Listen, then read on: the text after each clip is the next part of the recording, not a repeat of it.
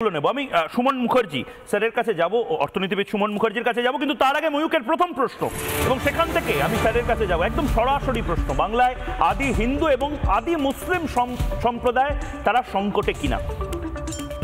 Mister Mukherjee, আপনি জানেন, আপনি দীর্ঘদিন ধরে বিদেশে দেখেছেন, আপনি খুব ক্লোজলি যে বিশ্ব রাজনীতি সেটাকেও আপনি ফলো করেন। আমাকে একটা কথা বলুন সুমন বাবু, সারা বিশ্বে আমরা দেখতে পাচ্ছি এই দক্ষিণপন্থী রাজনীতিবিদ, সেই দক্ষিণপন্থী রাজনীতিবিদদের রমরমা হচ্ছে একটাই কারণে, তারা খুব ইরিটেটেড।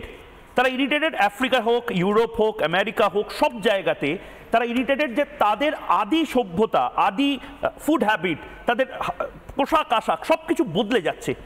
এবং এক্ষেত্রেও দাঁড়িয়ে হিমন্ত বিশ্ব শর্মা ভারতে যে মানে আজকে পলিটিক্সটা শুরু করলেন এবং শুভেন্দু অধিকারী সেই পথ ধরেই বাংলায় শুরু করলেন, ডেমোগ্রাফি চেঞ্জ হয়ে যাচ্ছে, এটা ইস্যু করে দিলেন। এটা কত বড় ইস্যু হতে পারে রাজ্য রাজনীতির ক্ষেত্রে? আমার পজিশন 5টা পয়েন্ট থেকে আমি বলতে চাই। বেশ। যে রাজ্যের কবিগুরু বলছেন এসো আর্য এসো অনার্য হিন্দু মুসলমান, সেই দেশে এই টাইপের প্রশ্ন ওঠাটা অবাঞ্ছনীয়। কারণ আমরা চাই আমাদের দেশ, আমাদের জাতি, আমাদের ধর্ম বলতে কনস্টিটিউশন সবাই মেনে চলবে। তো আমরা যদি ব্রাহ্মণদের দেখি, মুখার্জি, ব্যানার্জি, চ্যাটার্জি, তারাও কিন্তু পশ্চিমবঙ্গের বাঙালি নয়, তারা কনৌজ থেকে এসেছে, কিন্তু তারা এখানে গ্রহণ করেছে, তারা কনস্টিটিউশনকে করেছে, সভ্যতাটাকে ধরে রেখেছে, সারিয়া ল চেষ্টা করেনি, তারা মেনে নিয়েছে, এই দেশে ঢুকছে। আপনি যদি আমেরিকাকেও দেখেন, আমেরিকা কিন্তু রেড ইন্ডিয়ান্স যাদের বলি তাদের দেশ, সাদা চামড়ার দেশ নয়। কিন্তু যারা এখন আমেরিকায় যাচ্ছে, কতজন যাচ্ছে? ভারতীয় 3 মিলিয়ন ওইখানে আছে, তারা কিন্তু আমেরিকান যুক্তরাষ্ট্রের কনস্টিটিউশন মেনে চলছে। এবং স্যার এখন আমার মনে পড়ছিল প্রথম প্রশ্ন, সুমনবাবু, আমার একটা কথা আপনার কথাতেই মনে পড়ছিল, যে জলের গ্লাস, সেরকমই একটা দুধের গ্লাস নিয়ে এসে পার্সি সম্প্রদায় যখন গুজরাটের রাজার কাছে থাকতে চেয়েছিলেন যে আমাদেরকে এখানে স্থান দেওয়া হোক, আমরা যেভাবে বিতাড়িত হয়েছি আমাদের দেশ থেকে, তখন বলেছিল তোমরা আমাদের সমস্ত কিছু বদলে দিতে পারো, তো তোমরা তো পার্সি সম্প্রদায়ের, তোমরা অনেক কিছু বদলে দিতে পারো। দুধের গ্লাস নিয়ে বলেছিল যে একটু চিনি দিন, এই চিনিটা যেভাবে গুলে গেল, আমরা ভারতের সভ্যতা, ভারতের সংস্কৃতির সাথে ঠিক এভাবে, মানে আমি এখনো বলছি যে পার্সি সম্প্রদায় বা অন্যান্য সম্প্রদায় তারা ইন্ডিয়ার সিনার্জিটা সেটাকে অ্যাডপ্ট করেছে, ইন্ডিয়ার আইনগুলোকে বদলানোর চেষ্টা করেনি। কেন এই জায়গাটা তৈরি হচ্ছে? এই পজিশনটাই আমি বলছি যে যদি ইমিগ্রেশন হয় এরকম খোলামেলাভাবে বাইরের থেকে আসে, আমার প্রশ্ন হচ্ছে তাহলে আর্মিকে উঠিয়ে দেওয়া উচিত। এইটা ফেলিয়ারটা খালি রাজ্য সরকারের নয়, এটা কেন্দ্রীয় সরকারের। তারা এরমভাবে ঘুষপেটিয়ে এরমভাবে রোহিঙ্গাকে ঢুকতে দিচ্ছে কেন? আর তারা কি এটা কি আকবর আমাদের জাগিরদারি দিয়ে গেছিল, যাকে ইচ্ছে ঢোকাও? আমাদের কোন ইকোনমিক কারণে যেখানে লোকের চাকরি হচ্ছে না এরমভাবে রোহিঙ্গাদের ঢোকানো হচ্ছে, এবং যেখানে বার্মার থেকে বিতাড়িত হচ্ছে, বাংলাদেশ নিচ্ছে না, আমরা কেন নিচ্ছি? আজকে দোকলান ক্যাপচার করছে বা ঢুকে যাচ্ছে চায়না, আমরা তো মুখ বন্ধ।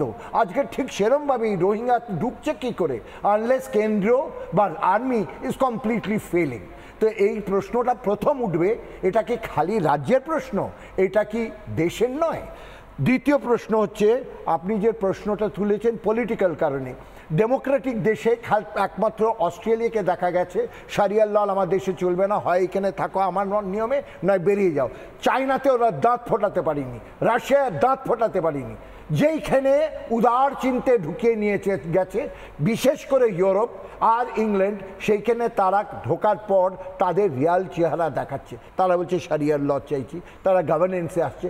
আমাদের এখানে ঋষি সৌনকে গেছেন, কিন্তু তারা ইংল্যান্ডের কালচার পাল্টাবার চেষ্টা করেনি, কিন্তু এরা নিজের কৃষ্টি নিয়ে আসছে, নিজের ভাবেওয়ার আলাদা নিয়ে আসছে। তৃতীয় প্রশ্ন, বাংলাতে এই জিনিসগুলো কি হচ্ছে?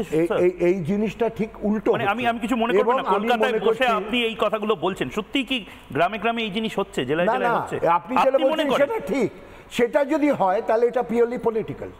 কারণ আমরা যেখানে ইমিগ্রেশন হয়, কোথায় যেখানে লোকের দরকার, যেরকম ক্যানাডা, যেরকম অস্ট্রেলিয়া, যেরকম নিউ ফাউন্ডল্যান্ড, যেখানে নরওয়ে, সেখানে লোহবাগ লোককে আহ্বান করে।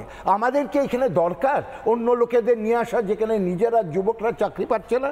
তৃতীয় প্রশ্ন হচ্ছে, এটা মুসলিম সম্প্রদায়ের, আবারও বলছি, যারা আদি মুসলিম সম্প্রদায়, এখানে যেরকম আমার পাশে কাশিম ভাই বসে আছেন, কাশিম আলী বসে আছেন, তাদের জন্য এটা সমস্যা না। সমস্যাটা হচ্ছে আমরা যেন তেন প্রকারে নিয়ে আসি, তোমরা যা ইচ্ছে করো, ভোটটা ভাই আমায় দিও, তবে ঢুকতে দিয়েছি তাইটা যদি আমি বাহবান করে নিয়ে এসে আর্মিতে দিতাম, কৃষি চাষে দিতাম, দেশের নাগরিক হিসেবে বড় করতাম, যেরকম ইন্ডিয়ানরা গিয়ে আমেরিকাকে আজকের ইন্ডিয়ানরা কি স্যার, আপনি হয়তো ভুলে গেছেন, দণ্ডকারণ্য বা আন্দামান বা মরিচঝাপি এই সমস্ত জায়গাতে তো ওপার বাংলার হিন্দুদেরকে নিয়ে এসে বলা হয়েছিল তোমরা কৃষিকাজ করো, তোমাদের খেতে পড়তে দিচ্ছি, তোমরা এখানে বসবাস করো, এবং তাদেরকে শ্রম দিতে হয়েছিল। এটা রোহিঙ্গাদের কি করতে দেওয়া হচ্ছে এখানে?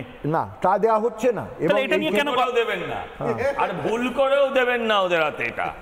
হ্যাঁ, আর্মি পুলিশ এসব আর ভুল করেও বাকি কথা, ওদেরকে চাষ করতে দিলে গাঁজার চাষ করবে এখানে, বেশ ভুল করেও দেবেন না। স্যার একটা কথা আপনাকে বলি, আমি 1 মিনিট আপনাকে ইন্টারাপ্ট করছি স্যার। আপনি বলছেন যে ফেলিওর কাগজে কলমে নিশ্চয়ই আর্মি বা যা বিএসএফ তাদের ফেলিওরিটি আছে, কিন্তু আমাদের বর্ডারগুলোকেও নিশ্চয়ই, আপনি আমার থেকে অনেক বেশি শিক্ষিত স্যার, আমি আপনাকে বলতে গেলে আমার নিজের কনফিডেন্স লুজ হয়, যে আমাদের বর্ডারগুলো কিন্তু কোনো দরজাওয়ালা বর্ডার নয়, কভার্ড বর্ডার নয়, ওপেন বর্ডার। কেন নয়? এবার বলছি, আমরা চাঁদে পাঠাতে পারছি, আমরা বর্ডার স্যার বলছি স্যার 2000 কিলোমিটার শুধু বাংলাদেশের বর্ডারই আছে। এই যে জায়গাটা, এগুলো আমাদেরকে কিন্তু ভাবতে হবে স্যার, এত সহজ ছিল না। একটা ফেডারেল স্ট্রাকচারে একটা গভর্নমেন্ট এখানে কাঁটা তার লাগাতে দেয়নি, কত কিলোমিটার 72টি কাঁটা তার লাগাতে দেয়নি শুভেন্দু অধিকারী বলছেন। 72 কিলোমিটার কাঁটা তার দিয়ে আটকানো যায় না স্যার, কিন্তু that is call a minimum protection. Minimum protection সেটুকু লাগাতে দেয়নি। বার্লিন ওয়াল জানে আমাদের যথেষ্ট টাকা আছে মিলিটারিতে খরচ করা না, কিন্তু স্যার এক মিনিট, চাঁদে পাঠাতে 600 কোটি টাকা খরচা হয়েছে। মমতাদি শুধু দুর্গাপূজায় গতবার 300 কোটি টাকা খরচা করেছে। না, বার্লিনের কোনো পলিটিশিয়ান এরভাবে কথা বলেছিলেন কিনা আমি সুকন্যা দিয়ে এবং বাকিদের কাছে যাব, কিন্তু বার্লিনের কোনো পলিটিশিয়ান বা কোনো দেশের কোনো পলিটিশিয়ান ঠিক এভাবে কথা বলেন কিনা যখন তার দেশে কাঁটাতার লাগানোর কথা বলা হয় তারই সুরক্ষার জন্য। মমতা বন্দ্যোপাধ্যায় বারবার বিএসএফকে নিয়ে কি বলেছিলেন শুনুন।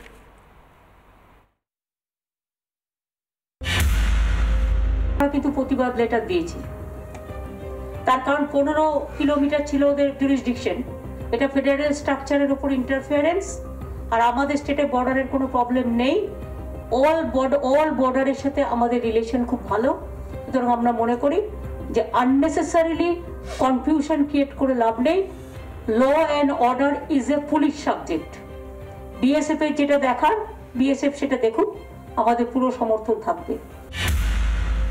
বর্ডার এরিয়ায় ডিএমএসপি কে দেখতে হবে, বিডিওদেরও, আইসিদেরও, যাতে কোনো বিএসএফ এর অন্যায় অত্যাচার না হয়। ওই 15 কিলোমিটার পর্যন্ত ওরা যেমন করবে, আপনাদের জানাবে। কোনো ক্রাইম হলে they should have inform the local police. সুতরাং কোঅপারেশন বোথ দ্য সাইড থেকে থাকবে, not non cooperation but cooperation. আর ফেডারেলিজমে যে কোঅপারেশন, কনস্ট্রাকটিভ কোঅপারেশন প্রয়োজন আছে সেটা দেখতে হবে। প্রথমেই সজলদা আপনার কাছে যাই, এবং আপনার কাছে যাওয়ার ঠিক আগে শুভেন্দু অধিকারীর আরেকটা প্রতিক্রিয়া, আমি জানি না সেই প্রতিক্রিয়াটা রাজ্য রাজনীতিতে অনেক কিছু বদলে দিতে পারে, অনেক সমীকরণ বদলে দিতে পারে, কিন্তু শুভেন্দু অধিকারী পরবর্তীকালে বলেছেন প্রেস কনফারেন্সে যে আমার খুব খারাপ লেগেছিল এবং এখনও আমার খুব খারাপ লাগে যে যাদের জন্য আমি সবচেয়ে বেশি করার চেষ্টা করি, আজ থেকে নয়, যুব আন্দোলন করার সময় থেকে, তারা এখন আমাকে প্রশ্ন তুলে বলছে যে তুমি হিন্দুর দল করো, তোমরা এই করো ওই করো। এবং ঠিক সেই জায়গা থেকে শুভেন্দু অধিকারী সবকা সাথ সবকা বিকাশ সেটাকে বদলে দেওয়ার কথা বলে দিলেন। আজ খুব বড় কথা বললেন, আমি জানি না এটা গোটা দেশে কি ইমপ্লিকেশন হবে, কিন্তু শুভেন্দু অধিকারী ঠিক কি বলেছিলেন একবার শুনবো। একসাথে লড়বো, তো সবাই মিলে লড়বো, আমরা জিতবো, হিন্দু বাঁচাবো, সংবিধান বাঁচাবো। আর বলবো, আমিও বলেছি রাষ্ট্রবাদী মুসলিম, আপনারাও বলেছেন সবকা সাথ সবকা বিকাশ। আর বলবো না, বলবো जो हमारे साथ हम उनका साथ, जो हमारे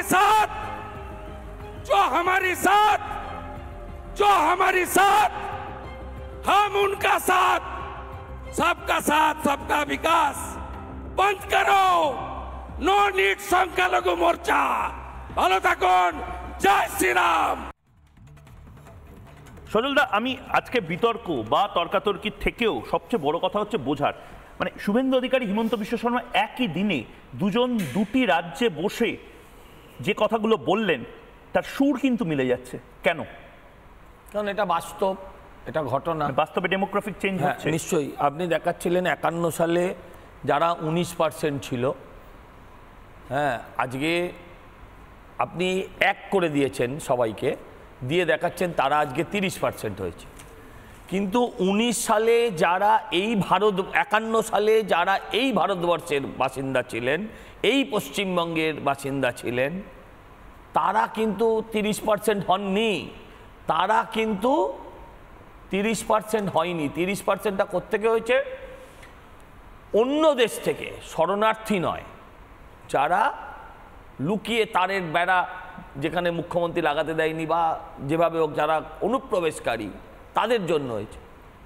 আমাদের তো কবি নজরুলকে নিয়ে আমাদের তো কোনো সমস্যা নেই। আমি বিশ্বাস করি 51 সালের এই 19% মুসলিমের ঘরে স্বামী বিবেকানন্দেরও ছবি পাওয়া যাবে। আমাদের তো আবুল কালাম আজাদকে নিয়ে কোনো সমস্যা নেই, আব্দুল কালামকে নিয়ে কোনো সমস্যা নেই। কিন্তু আমাদের এই কাসবকে নিয়ে সমস্যা আছে, আমাদের এই জেসিবিকে নিয়ে সমস্যা আছে, জামাল উদ্দিনকে নিয়ে সমস্যা আছে, শাহজাহানকে নিয়ে সমস্যা আছে। আপনি একটা জ্বলন্ত উদাহরণ বলুন, শাহজাহানের জন্ম কোথায়, স্কুল কলেজ কোথায়? কোথায়? বাংলাদেশে। না, সে তো বহু বহু বাংলাদেশের মানুষ এখানে পূর্ববঙ্গ থেকে এসেছে। না না, পূর্ববঙ্গ থেকে কিভাবে এসেছেন?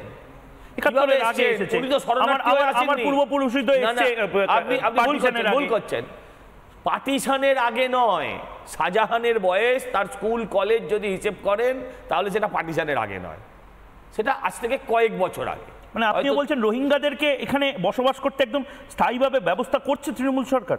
100%। এটা কি আপনাকে, না না না না, আমি আপনাকে কি এটা বুঝিয়ে বলতে হবে যে রোহিঙ্গাদের? আমি আপনাকে একটা কথা বলছি, দেখুন এগুলো বড় কথা নয়। উনি কি বলেছেন? বলছে হিন্দু বাঁচাবো। আরে হিন্দু বাঁচালে হিন্দুস্তান বাঁচবে। আরে হিন্দুরা মারা যাচ্ছে কোথায় দাদা? দাঁড়ান দাঁড়ান দাঁড়ান দাঁড়ান, শুভেন্দু অধিকারী আজকে হিন্দু বাঁচানোর কথা বলছেন, হিন্দুরা মারা যাচ্ছে কোথায়? সব মৃত্যু দৈহিক মৃত্যু নয়, সব মৃত্যু জৈবিক মৃত্যু নয়। মৃত্যু হচ্ছে আপনার সংস্কৃতি, আপনার কালচারের, আপনার শিক্ষার, আপনার বেড়ে ওঠার মৃত্যু হচ্ছে আপনার। আজকে আপনি আমাকে একটা কথা বলুন, বলেছেন হিন্দু বাঁচাবো। হিন্দু বাঁচলে কি হবে? হিন্দুস্তান বাঁচবে। হিন্দুস্তান বাঁচলে কি হবে? পৃথিবীর মধ্যে দ্বিতীয় বৃহত্তম দেশ যেখানে মুসলিম বাস করে তারা বাঁচবে। আজকে পাকিস্তান ভাগ করে নেওয়া হয়েছে ধর্মের ভিত্তিতে, বাংলাদেশ আজকে পুরোটাই ধর্মের ভিত্তিতে চলে। ছেড়ে দিন যত মুসলিম দেশগুলো আছে যেগুলো ধর্মের ভিত্তিতে রাষ্ট্র হয়েছে, বা যে রাষ্ট্রগুলো মুসলিম, সেই রাষ্ট্রগুলোর আজকে কি অবস্থা? সেই রাষ্ট্রগুলোতে আজকে কি অবস্থা? আজকে ভারতবর্ষ অনেক দেশকে চাল ডাল আটা না দিলে তারা খেতে পাবে না, এমন অবস্থা আছে। তাই পশ্চিমবঙ্গ নয়, ভারতবর্ষকে যদি বাঁচাতে হয় তাহলে হিন্দুকে বাঁচাতে হবে। হিন্দু বাঁচলে তবেই বাকিরা বাঁচবে। এই সহজ সরল জিনিসটা বুঝতে হবে আপনাকে। আমি শেষ করে আরেকটা জিনিস বলেছেন, দল সিদ্ধান্ত নেবে। দেশ যখন ধর্মনিরপেক্ষ, দেশ যখন ধর্মনিরপেক্ষ, তখন সংখ্যালঘু দপ্তর, সংখ্যালঘু মন্ত্রী, সংখ্যালঘু মোর্চা যেভাবেই দেখেন আপনি, এটা দলের বড় ব্যাপার। কিন্তু আমার মনের প্রশ্ন, আমি একটা মানুষও তো দিনের শেষে, সেটা কেন হবে? সংখ্যালঘু সংখ্যাগুরু করে তো আলটিমেটলি আমরা ডিভিশনই করেছি। সংখ্যাগুরু মন্ত্রিত্ব কেন চাইছেন না? এটাই তো কথা। এগুলো করা মানেই আপনি ধর্ম নিরপেক্ষতার জায়গায় কোনো একদিকে ধর্ম নিরপেক্ষতার কথা বলছেন, আরেক দিকে তাদেরকে তোষণের মাধ্যমে আপনি তাদের ভোট ব্যাংকের রাজনীতি করছেন।